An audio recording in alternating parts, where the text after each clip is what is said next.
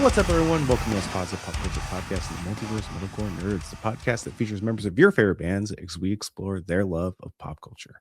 I'm your host, Sean Ma, and this week I'm joined by Stills of Drop Dead Gorgeous. Welcome to the show. Hey man, thanks for having me. Super stoked to have you here. It's so sick to see a band that I grew up seeing the name everywhere, and now is back doing the thing and honestly killing it. Thank you, man. Yeah. A lot of people are like, what on earth? Like, some people keep saying they're like, oh man, we got New Drop Dead before Grand Theft Auto 6 or whatever. So It's true. That did happen. you you released a lot of new music compared to what we've gotten from GTA 6. yeah. It's good to fall in Yeah. that meme though, I guess. Yeah, I know. Because I think I played like Vice City was the last one I played back in the day, but I just bought 5 a few months ago because obviously now it's no money. yeah. And I was playing that, and it is really fun. It made me stoked for whenever GTA 6 eventually does come out. If it does come out this year, I don't really believe it, but Right. maybe we'll see. We'll see if it Yeah. actually happens. Yeah, I But don't really play a lot of video games, so I don't have to wait too much, like I definitely am that like with movies and shows for sure. Like I'm like, man, dude, it's been forever. Can we please like can we get like can we get the Peaky Blinders movie to come out already? Like I've been waiting. I don't even remember when the last season aired, but it feels like forever. usually does. That's the problem with having so much content and then also having content that isn't as consistent as at least when we were growing up what we were used to. Even farther, like I mean, even like 10 years ago, every TV show used to come out once a year. Now that's Yeah. kind of a rarity nowadays. Yeah. It's getting better. I did want to talk about a little bit about the new music you guys released, or at least the music videos you guys have released. Every music video you guys have put out has been extremely cinematic, which I love. I appreciate that a lot. Sink Your Teeth was obviously inspired by Nosferatu. There's like Nosferatu scenes in it. Were any of the other music videos inspired by other TV and movies? I don't think so specifically. I know like 6 Feet was definitely inspired by I can't think of the name of the movie that's come out fairly recently about like a AI robot. Was it Companion? It might be Companion. Yeah, like this guy Roscoe, I've done videos with him in my other band 888, and he just is like brilliant like writer. Like he just comes up with these ideas. Like I'd love to take credit for it, but like all of the ones that we put out for the new music he's come up with, I mean we've kind of given him some feedback or ideas, but like 6 Feet was all him. Like he was just like put it all together and I was like, whoa, like this is crazy. And he always does that. He's amazing, and like I said, he kind of comes up with all that stuff. And yeah, and like so like we did the 6 Feet music video, which is obviously like an actual music video with like live shots of us and actors, and then Of course. we're kind of not able to travel a ton, so we had to come up with an idea or concept for the other two. And he came up with a crazy idea to do like the kind of stop motion type of thing with like lighting, little figurines and stuff on fire. And we're like, I guess I'm just a pyro or something, but like I saw like the first cuts. I'm like, dude, this is so cool. Like, yes, like Yeah. light more things on fire, please. And yeah, I don't know if I'm sure he probably got influence from that from somewhere else. I'm not sure though for that particular one. That's sick. Yeah, I can see the companion stuff because I was like, this has to be influenced by some horror movie or Yeah. something like I was almost thinking like Ready or Not in a little bit of ways, mostly because it's like a like a final girl covered in blood. So that was really what connected those two. But yeah, companion would make a lot of sense, which is cool. That's a really cool Yeah. movie.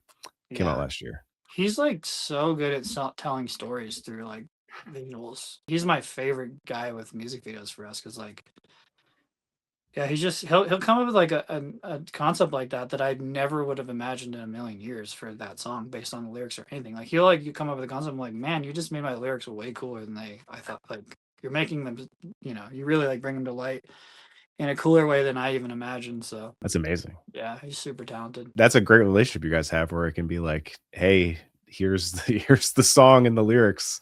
Do your magic, and he comes through and kills it. That's awesome. Yeah, and, Good for and him. like we kind of know him too. He's like from Denver area, like Mm, same group of friends and stuff. So it's not just professional. We just kind of know him and we've hung out with him a lot. And like some other friends of mine, like my wife's best friend, is married to a cinematographer that used to work a lot for this guy. So it's like lots of connections and stuff. We're just like really lucky to have that, you know, because I don't know a lot about film, to be honest. I'm not really that guy, but music is my thing. But at least we have people that we can kind of delegate all that to, and yeah, man, he's awesome. It's all And that. he's a fan of the band. He was a fan of the band before we ever worked with him too, which is a huge plus because That helps. that always adds, right? Like they're not. Yeah. It's not just like a project or a paycheck. It's like they actually do enjoy the music, which I think always shows when you have people. If you put all your time and effort into something, and your heart and soul into something, ideally everyone that's involved in it, you want to have a passion for it, you know, and to really try to like give it the time and effort that it needs, whether it's like the artwork for the song or the music video, whatever it is. So 100%. Yeah, it does definitely show, and it does make a massive difference. 1,000% with that stuff. That's amazing. That's super cool. Yeah, because it's hard to say. I've said this before that I feel like music videos are a lost art. And a lot of the times they can all kind of, like a fad comes and then everyone kind of follows the fad and stuff like that. But lately, a lot of the music videos have been absolutely insane. So yeah, I don't even want to say it's a lost art anymore because it's some of the music videos coming out are just so sick and so like awesome and obviously inspired by like movies or TV or something like that. Like they're trying to bring that level of quality and storytelling to a music video, which is amazing. I love yeah, that so much. It's so sick. yeah. And I assume cameras are just getting better and better too. Probably makes it That too. a little bit, you know, like the kind of budget that it takes to make a cinematic video nowadays versus like 10, 15 years ago, I'm sure is massively different. Like my phone camera right now looks pretty good. You know, it's like Yeah, I have like a little bit of a light, like a couple lights on, and it makes a big difference. So it's like if you're a pro at this, I'm sure you can really do some cool stuff. Like Roscoe, he does commercials and stuff like for like BMW and like crazy stuff like that. of So like course. you know, he knows how to do it. 10, 15 years ago, you probably had to have like a ridiculous camera that was insanely expensive, and Yeah, they're shooting movies on iPhones, you know? that's crazy, dude. Like, and probably editing, you could even edit pretty good on phones. It's nuts. Probably to an extent for sure. There's simple stuff I edit that I definitely couldn't do on a Yeah, phone. But I mean, there's software that's not like the quote unquote professional software that you can do really if you are creative enough, you can make it look really good. yeah. So there is stuff you can do on your phone for sure. You're right. You're right with that. I mess around with a little bit of CapCut, but Yeah, I it's weird because what I do for work is design, and sometimes I'll do like video ads or stuff like that for bands and stuff. So I work with all the Adobe stuff, and but my wife sometimes she'll make like a promotional reel video on CapCut, and I'm like, you should just make these now. Like, so it's like what she pumps out, I'm like, damn, like that's way cooler than what I would have done. I think that's I'm real new to video editing because I was trying to do like tutorial videos for production and music production, or whatever. And like my first video was like 30 seconds. It took me forever to do it. Like it's it, pathetic. And like I was like, so I learned so much in just that one video, but it's like I had all this like font, you know, text to whatever, and then I realized that oh, it's actually you have to pay for that. And so I had to redo the whole thing with the font. And I fuck. was just like, you can't just like replace it. Like you can't just pick a different one. I actually literally had to redo it. I was like, you've got to be kidding me. Oh But wow. yeah. I taught myself a lot of video stuff during the pandemic, obviously when everything shut down. And the first few things I did took me forever. Even when I first started clipping out stuff for the podcast, just for promotional stuff for reels and stuff like that, it took me forever at first. Now I'm a lot faster at it. I just Yeah. have like a better workflow with it and everything. And once you find out where things are and how to do things, it makes everything a lot easier still. But Yeah. sometimes it still takes longer than I would like. You're just Yeah. like, fuck. It's tedious. I have a new appreciation for people that put content out constantly. I'm like, man, this is a lot of work. And yeah, I mean, for me, I was like wanting little things that like the second video went way faster, but it was like the first video I did a few things that messed it up. And Yeah. then like trying to go back and fix that, like when you're clipping stuff, and if somehow it just gets a little off, it's like you hear like a little glitch in the audio or something because it's actually not the right cut or something. I don't know. There's probably a crossfade in video. I don't know. With audio, there is. I don't know, but it was a nightmare, man. I was just like so frustrated. And at the end of the day, it looked okay. and there was still like a glitch that I couldn't fix. I was like, dang. The worst part about stuff like that, the stuff that messes things up is the dumbest little things ever, Yep. and once you find it out, it almost makes you more mad because 'cause you're like, "Really? That Yep. was the thing messing everything up? I just had Yes. to click off on one thing or something?" You're like, "Oh my god." I It's the know, worst. dude. I'm just like learning how to navigate and scroll. I've figured out a couple things. Oh, that's way easier to scroll around this video than Yeah. what I was doing. So yeah, it's funny. That's the great thing about that stuff is you will never stop learning in those kind of Yeah, programs ever. I believe it. There's people I've worked with in the design field that they've been doing it for decades, and they would see me do something, they're like, "How'd you do that?" And I'm like, "Oh, I just do this." And they're like, "Wow, I never thought of it that way." And that's the thing too, there's Yeah, always a million ways to do the same thing too. exactly. So you can find a way someone else does something, you're like, "Oh, wow, that's way easier than I do it. I'm gonna do it that way." Yeah, It's so insane. But it's that's cool. That's kind of the cool part of it. yeah, that's how audio is. I've been doing it forever, like 20 years, and I still am learning new stuff. Still seeing new see something online. I'm like, oh crap, I haven't tried that, or oh, how did I not know that already, or whatever. But I think video is even more complex. So I feel like, yeah, you could just keep going forever. Yeah, 1,000% for sure. For your view on TV and movies and pop culture, whatever it may be, do you remember a thing when you were younger that maybe you saw that got you into it, like a TV show or a movie that you saw when you were younger and you're like, "Wow, this stuff is really cool." Was there anything like that for you? That's a good question. I'm kind of weird. I really, really, really like historical types of films. I like movies or shows that like bring me back to a time and place or something like Mm, that. And I'd say like my favorite films, like one of my favorite films growing up that really stuck with me was like Saving Private Ryan. Like I really like military, specifically like World War II. The beginning of that movie is like so ridiculous, and I remember like veterans were saying how like it was so realistic they couldn't watch it, or they wow. had to walk out of the theater and stuff that were actually there and stuff. And so like that was just like, I think that was Steven Spielberg, right? Yep. Yeah, I'm not a huge film buff, but like I think Steven Spielberg, like he did E.T. and stuff. Like I really have always liked his stuff. At least earlier stuff. Did he do the newer Indiana Jones? I wasn't as big of a fan of that. He didn't do the latest one. James Mangold did the latest one. The guy who he did like Logan, and like 40 Ferrari and stuff like that. He did like the one that came out a few years ago. Yeah. Steven Spielberg may have done Crystal Skull, which everyone kind of hates. Yeah, I think he did do that whenever even South Park was roasting him on it. I didn't love it Yeah, either, but it's like I love Indiana Jones so much. I still enjoyed it, but I just didn't think it was right. as good. And like another one I would mention that was like still to this day I just love is like all the Star Wars. When I was younger, I didn't understand why people were hating on the earlier ones as much. And I still think they're good. They're just different. Yeah, Like when you watch the episode 4, 5, and 6 versus how 1, 2, and 3 were made, it's just very different. And if like you grew up in the late 70s and saw those in theaters, I could see why you'd be like, what the heck is this? Like Jar Jar Binks, like what's going on? Like it was kind of like little kid humor at times or whatever, but like yeah, yeah, man, I love the Star Wars series. Like it's so good. Like Mandalorian's amazing, and I'm not even like a crazy sci-fi person at all. Like I'm very casual. Like it's the opposite of music. Like I'm really deep into music, but like when it comes to film and TV shows and stuff like that, I'm like very casual. I'm just like, hey, I like this, I like that. Like I don't know all the different directors and writers, but I just like I like it. I like it.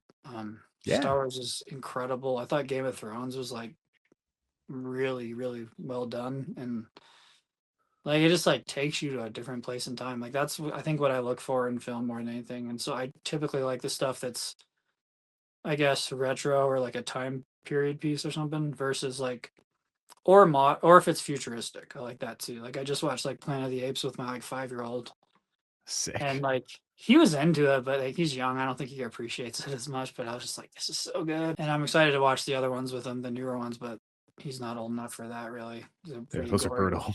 they're pretty Those brutal, and like those are it's just brutal.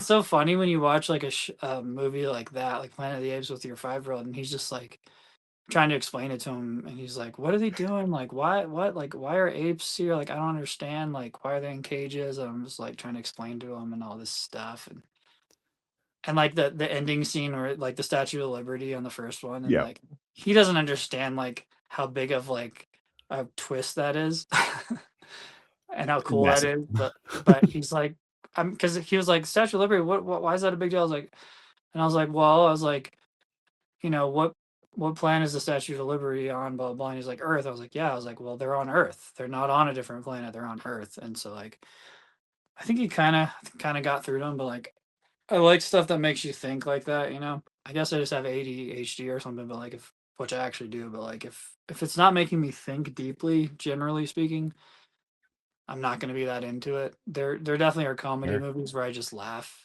and I don't overthink it. I just laugh and it just makes me laugh. There's some movies that people think are hilarious and I don't think are funny too, but like, some movies I just laugh and I love it. And a period piece I generally like more than like a modern day type of thing. Like a movie that has like emojis on it and like a lot of movies nowadays it's like they try to make it like real first person or whatever and like there's like text popping up on the screen and like that's like for me Yeah. it's like almost like a pet peeve. I'm like I'm probably not gonna like this movie or show. Not to say that I'm sure I have like some that have that, but I'm always like, oh no, this is like probably too new for me. I'm probably not gonna like it. So are you stoked with the new Mando movie that's coming out in a few months? I actually didn't know they had a new movie, but yeah, I Yeah. mean, does it have the Pedro? name? Yeah, Pedro is Pedro in it. Yeah. Oh yeah. They showed his face in the trailer. Did they I was really? like, Yeah. damn. I was like, damn, all right, dude. Gonna say, I guess they could just have him do the voiceover if they're not gonna show his face.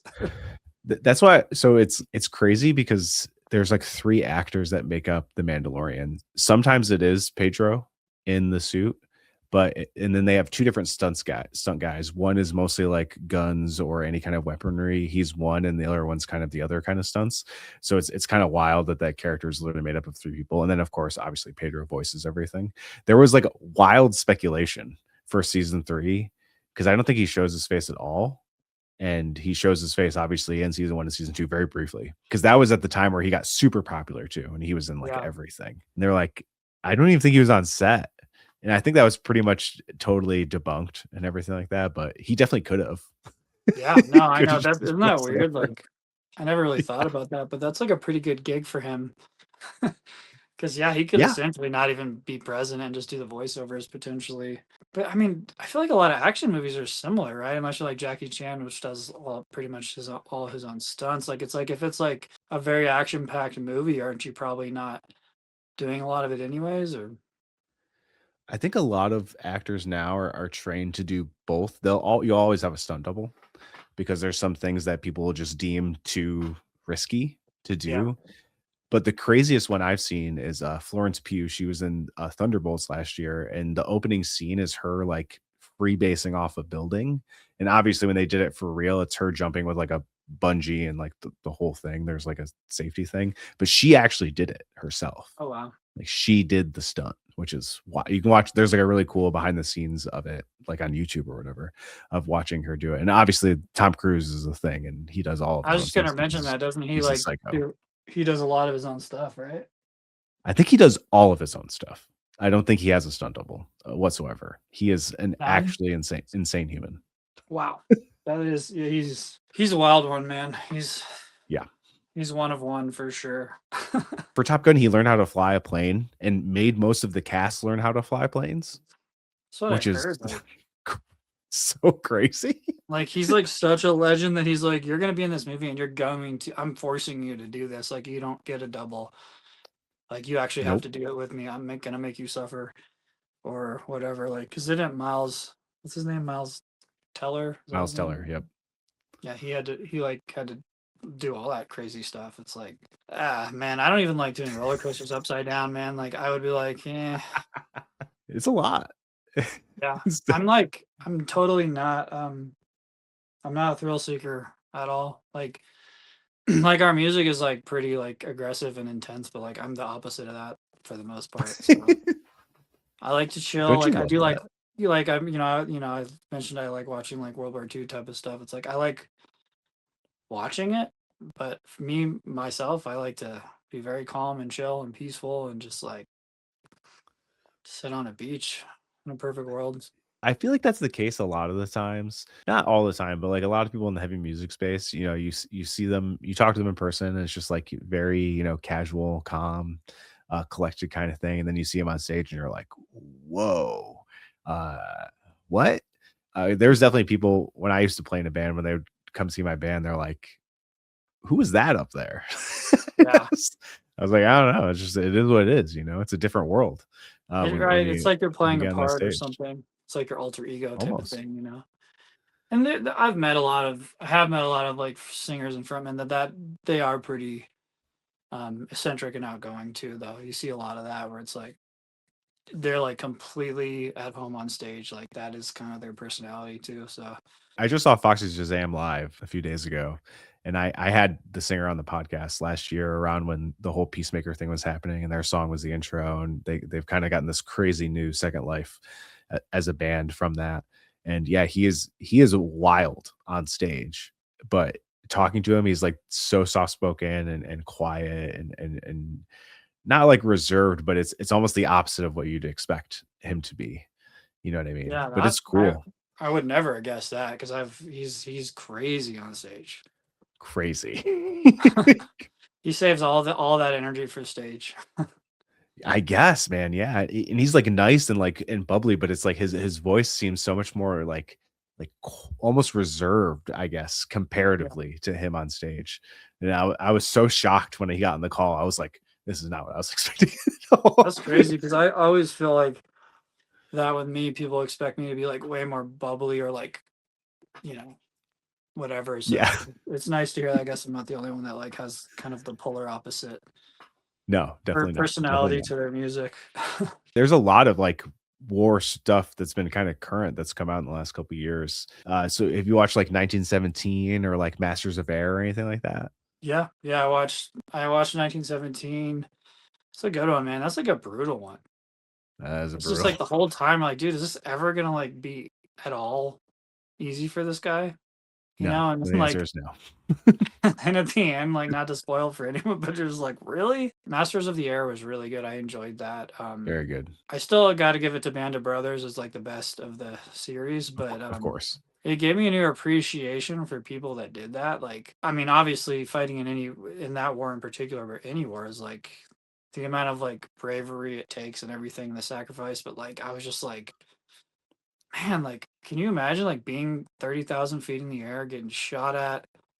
You're in your early 20s. Like, I mean, if it were me, I'd rather be on a battlefield. If I'm gonna risk my life, the last thing I'd want is to be up in the air getting shot at and risking your life, and then the fear heights and all that other stuff and the motion sickness and like, dude, like that is crazy. I would.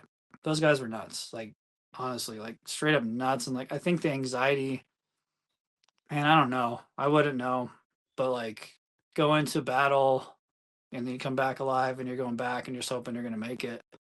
Just seems like with aviation and like when you're like a pilot or whatever or in the Air Force, it's like it seems like there's even more anxiety to it because you're just like, well, we got to make X amount of missions, and if we make X amount of missions, we get to go home. Right. It just seems like, and they're like so superstitious and stuff, and it's like I feel like you got to be right. Like Yeah. When you're you got flying to in a trick, tin can, basically. you got to trick your mind into like thinking something's gonna bring you home. Like, wow, That series dug pretty deep into, like, the mental health aspect of that stuff, and mhm, I didn't expect that from a timepiece like that, that was and they were like, "You gotta" and they weren't, like, outward about it like we are now, talking about mental health and everything like that, but them being like, "Hey, you need to, like, decompress and, like, really accept what you just went through, so yeah, you're off for a little bit," and I was like, "Wow, I did not expect that." That's cool that they had those kind of stipulations in place even back then, because I would yeah. not have thought they would've, you know? That was such a taboo thing back in the day, you know? Yeah, I mean, they Of didn't always have that because I'm kind of a history nerd, but I think it was, I want to say it was Patton or something. He got in trouble because he was at like a military hospital and like some guy was going through like major like PTSD type of stuff or like trauma or whatever. And he was literally like, apparently like slapped him or something and was basically called him a coward or something crazy like that. And they like sent him to England as like basically a punishment, like because they're like, damn. 'cause it was in the news and everything. They just sent him to England for all that. So like back then, yeah, it was way different than it is now for sure. And even now, I feel like they could really honestly address it even more than they do, you know, because now we're, Sure. you know, you're talking about combat stuff. I was thinking about the other day, and now the new war that we're in or whatever. But it's like the kind of wars that people are seeing now is just so much different for the mind. Like it's not in World War II was more distance, you know, between your Mhm. enemy. There wasn't as much civilian like casualties and stuff. And like I just feel like if you're in a modern day war, it's like, man, like you're getting shot out by like drones, you're like, you know, like children and stuff involved. Like I can't imagine if you're like Afghanistan, Iraq, and you're seeing some of that awful stuff. It's just like you're just Brutal. not meant as a human to see those types of things. Even if it's like Uh-oh. grown men fighting each other, that's bad enough. But like seeing like civilians and children and all that kind of stuff, man, like I can't even imagine like I don't know. That I think It's that's why I am drawn to those films a lot because it like emotionally like hits me. It moves me like every time I see it. Do you see Warfare from last year? No, is that Dude. is that a modern one? Is that more of like a It's like modern? I think it was the Afghanistan. Alex Garland, who he's written like 28 Days Later, 28 Years Later, and he's done movies like he did Civil War and Ex Machina and stuff. He wrote it and helped his friend who was a war veteran direct this movie. And it's like a true story of what the guy went through. Basically, they just and it's so realistic and it's so anxiety inducing because they do a really and I think this is kind of a touchstone for a lot of Alex Garland movies, but the way he utilizes sound or lack of sound is incredible. And I saw that in theaters with a few friends, and we both left and we're like, "Fuck, Jesus Christ!" It's a brutal one for sure because Dude, it's not this crazy like war story. It takes place over like 24 hours or maybe 2 days or something. It's very pigeonholed to one specific incident, but it is just like an onslaught of what actually these people go through when they're yeah, over that's there. It's fucked. like Like negative space in a painting, you know. yes, yeah, But it's because like for like an ID will exactly, go off and they'll just be like ringing or silence, and then you see everything kind of going on and the way they like they give you an audio cue to like what they would go through, and that to stuff like that. I'm like, wow, I love when I feel like that's been a prevailing thing. Not like it's a new thing or stuff like that, but a lot of movies have been utilizing like you said, like negative space for sound, and I feel like it's so impactful it really is. the way What they is use. the? Do you remember the one that was like? I think it had John Krasinski in it, and it was like almost entirely silent. Oh, Quiet Place. Yeah, the that one. When you said the silent thing, I was like, that's reminded me of that movie, and that movie was so anxiety like the whole time Yes. because that silence gets you so nervous, dude. Yep. Like you're holding your breath. Like if you notice if it's a movie like that and there's silence in a scary movie or something, you hold your breath like immediately, and it's like. And if you think about just like physiologically, if you hold your breath, you get tense. So it's Yeah. like a good. I feel like I don't know if I'm sure they probably think about that. It's probably a technique or something. You know, it's like Yeah.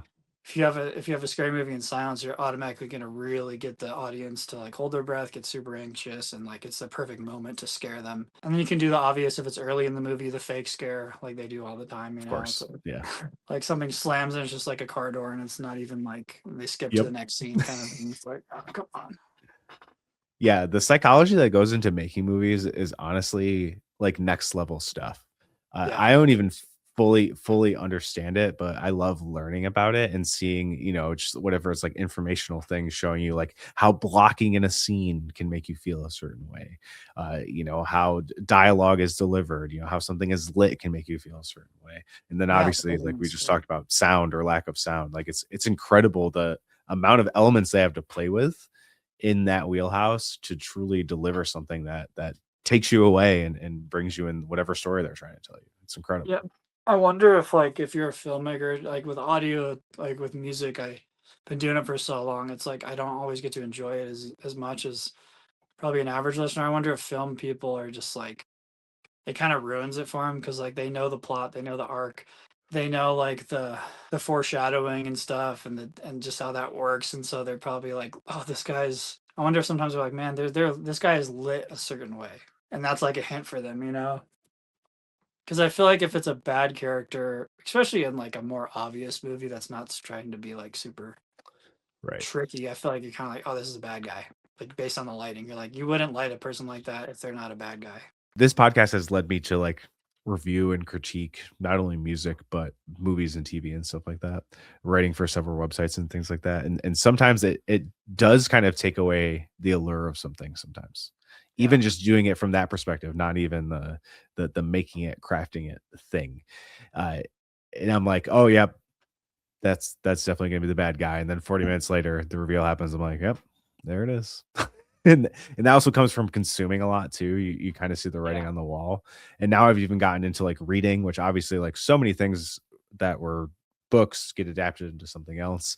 So they'll just be things that you learn from reading that sometimes they can't translate in movies, or they just do it so much more prolonged in a book, because you're like reading a 300-page book versus watching a 2-hour movie.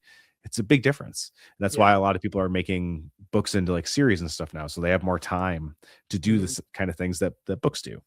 But even some stuff like that, I'm like, oh, that's what they're trying to do in this. And sometimes it does take it away. I do like to, I try my hardest to go in things blind and just let whatever story is trying to tell. But there's definitely things where I'm like, oh, that's the bad guy.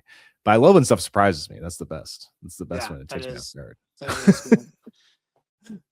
I feel like sometimes like almost like from a cultural point of view, I just watched a movie. It has like what's her name? A movie where she's like a housekeeper. Oh, is it The Housemaid? Yeah. Sydney Sweeney? Yeah, that's what I almost said Sydney Swank, and I was like, I knew that was wrong because I get the names mixed up all the time. But I was like, yeah, and it's like I feel like culturally you kind of knew, even though everything in the whole storyline is telling you it's not the guy. That's like truly crazy and weird. You just kind of knew it because culturally, like you just knew, you knew that it was gonna be like the guy was the bad guy, you know. So it's like there's some of that when I watch movies nowadays too, because we're so hyper like sensitive to that type of thing these days. And so like you see something, you're like, you almost kind of know based on like Mm, the actor or the actress what kind of movie it is, and like that can kind of clue you in too on like where the story's gonna go. But I don't know, maybe I'm just crazy. But I was like, I told my wife when we were watching, I was like, no, it's gonna be that guy. Like obviously this guy is gonna be a crazy, crazy dude, you know, and because I think there's a lot of movies that like that portray like male actors, you know, as being like this like horrible misogynistic character, you know. There's a lot of that because of the culture we live in, and we're seeing a lot of that in the news and everything. So I for feel like sure. that kind of like for me, I just like I was like, oh yeah, it's gonna be this guy for sure, and Yep. you know, she's gonna be the hero, and and all the women are gonna be the hero in this movie, you know. So it's like it's interesting how that works. I've read the book. I have not watched that movie, but I've read the book. Yeah, Uh, the way they frame it in the book is so, I've been interested to watch it because I want to see how they do it in the movie comparatively. Because that's another thing with books too, is usually they're told from like one or two perspectives. You know what I yeah. mean? There's a massive perspective shift in the book that I was like, oh, cool. Didn't see that. Didn't see the perspective shift coming. That was That's cool. like what they do in the movie, but they do it pretty abruptly, and I'm guessing in the book they do it.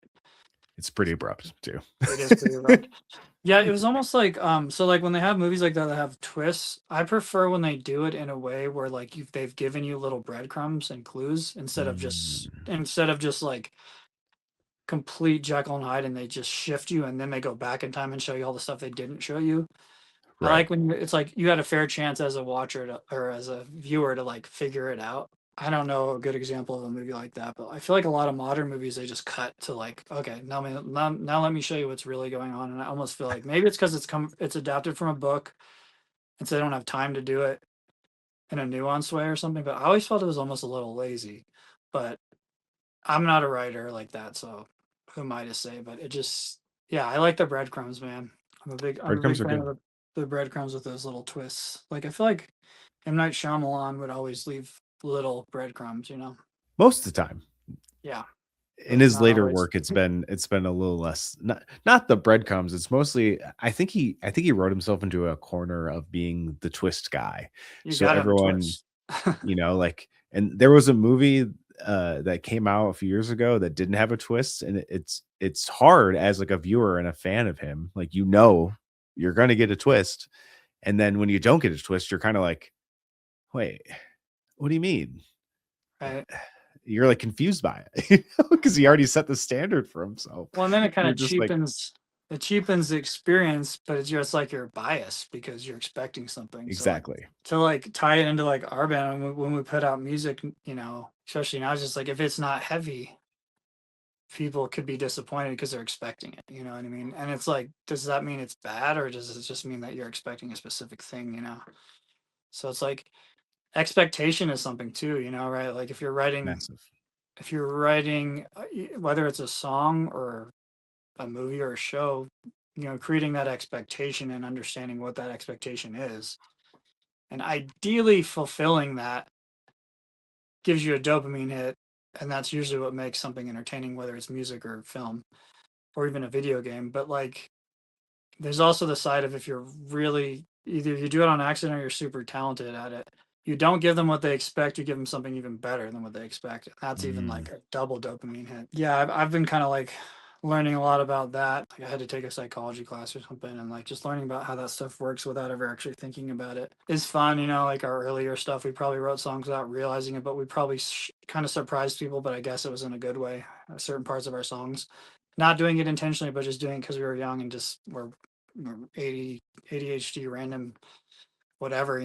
It's cool when that happens, especially in a movie. I don't have an example of it, but when that does happen, it's pretty awesome. yeah, what you said is perfect. If you give them something better than they expected, that's the best kind of outcome. And I agree. I agree. Like I said, whenever I go into anything, I try and take my expectations out the window because I Yeah. know that can affect something negatively. I've even written about stuff like that. It's something from like maybe a creator you love or an actor you love or something like that, and you have this certain connotation about it because of who is attached to it. The best way to do anything is to go at it as open-minded as possible. And Yeah. I big thing in any type of media is this stuff is meant to be revisited. It's not meant to be like a one-time use and then you throw it away. Yeah. And I can be victim of not rewatching things. Although I do like, say, a new show's coming out or a show's coming back or something, I do like to rewatch seasons leading up to it a lot of the times, or like the movie series is coming out, maybe rewatching a couple of the movies or like the movie before or something like that. I do like doing that kind of stuff, but there's so much new stuff. It's sometimes that makes it really hard because there's so Yeah. much new shit you're trying to consume. It's hard to kind of go back to something old. It's like, oh, I already watched that, but I think Guillermo del Toro said something like this, and he's like watching a movie once is dating, watching it 3 times is marriage. It's like that. That's when you truly like understand something. Is when Yeah. you've because and that's the thing too. When you watch something a second time, your expectation's gone because you already know what happens. Mhm. So now you're watching it through a different lens than even when you watched it the first time. Same thing with music. There's been tons of music I've listened to for the first time and been like, I don't know if I like that. And then you go Yeah. back and listen to it and you're like, oh, wait, this is actually really fucking sick. And Yeah. and that's the beauty of things like that. And I think as consumers, we forget that. We make a stark judgment, whether it's good or bad, initially, and don't really try and like absorb what just happened to us, like what we just witnessed, whether it's like visual or listening. And I think that's a problem. I think people need to like really go into things and revisit things because Mhm. your opinions can change and they do change all the time. There's stuff I liked when I was younger that I don't like now, stuff I didn't like when I was younger that I like now. That's part of Yeah. being a human, that's part of adapting, that's part of learning, that's part of growing.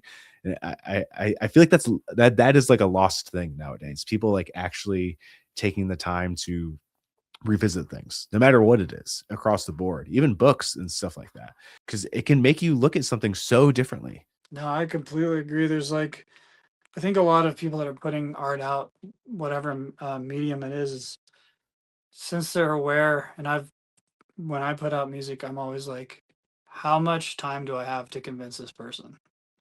Like I feel like I have to give them the finale almost right away, or they're just going to scroll past it or something. And I think that that's affecting how things are written these days. And if you can gain an audience, you can start to develop a story more, or like have a longer intro. Or it's tough because it is affecting the music that's being or the creative stuff that's being put out there. The consumer is affecting it because at the end of the day, if no one's listening to it, you could be the best artist in the world, but if you realize that people don't necessarily appreciate it or aren't going to give them enough time to fully appreciate it, then you're forced to give them like processed sugar essentially or something, or but that's not for everyone, but it's like when you're talking about when you listen to a song or a band and like first listen, you're like not that into it. I'd say almost 99% of the bands are music that I like. I don't like it right away. Sometimes it's like I like parts of it or something, but for me, Right. I'm always familiarizing myself with the song when I first hear something. I think like our primal instinct just works that way. Like our brain, it's like first listen of anything, we're like orienting ourselves to it Mm, because that's just how we survive from the day one. So first thing is like you're orienting yourself of your surroundings. Just that's just how we do everyday life. And then once you feel comfortable with that, then you start noticing other things. Like it's so weird. I don't know if you've seen. There's like a video, so there's many different videos, but like some type of experiment where like you're watching a video, you're watching a whole bunch of people be shuffled back and forth in like a circle, and you ask someone like how many times did somebody like shake someone's hand or something, so that you're hyper focused on that, and then mm. at the same time in that video a gorilla walks through the screen, and like most people don't notice the gorilla, Yeah. so it's like even if something's right in front of your face, you can miss it. So, I mean, art is art. That's why people are still making it. Yep. It's like sometimes the simplest song ever is maybe one of the best songs ever written, or like it reaches the most amount of people and people consider it the best thing ever. And then sometimes something incredibly complex that you think would be like people would really appreciate, they don't get, you know. And Yeah. there's everything in between, and it's like psychologically, why is that, it's more like of an emotional thing, and then like how do you define that? You can't really quantify it. Like if you like it, or if you connect with it, it makes you happy or sad. It's like, what is that? Like, Right. I mean, certain types of things create more dopamine than others, or but like what is that? And like if you like really heavy music, that triggers some dopamine, but it also has almost some anxiety, and like some people like that and some people don't, so it's Yeah. like it's very interesting like how that all works from like a psychological perspective. It's like I feel like all these like super brilliant psychologists are just like, it's like they know the secret sauce, and they just kind of observe us and culture and like what we're doing, and then just like, yeah, man, it's crazy like how perception can be altered and all this stuff, and like how media can totally change someone's perspective. Like we live in a world of so much propaganda and everything, and it's like it's crazy how it can completely shift someone's perspective. And I feel like art is like the last frontier of some of things that aren't completely like consumed by that. Obviously you can be very political with music or art, but ideally my favorite music and art is stuff that isn't has nothing to do with that, and it's just like real feelings, real emotions, and like it makes you think, and it like honestly get an escape from like the actual real outside world that is just like so poisoned with just like, it feels like everybody wants to make money, everybody wants to do this, everyone wants to do that, everyone has their own like perspectives or beliefs, and like they want you to believe that or they don't want you to believe it. It's like I feel like music and art is like that one thing ideally that you can escape from all that. Even what people define as political, I guess nowadays, because some things that I almost wouldn't deem political, but since like the current nature of whatever, Yeah. it is brought to be political, and it's a good outlet for that kind of stuff too.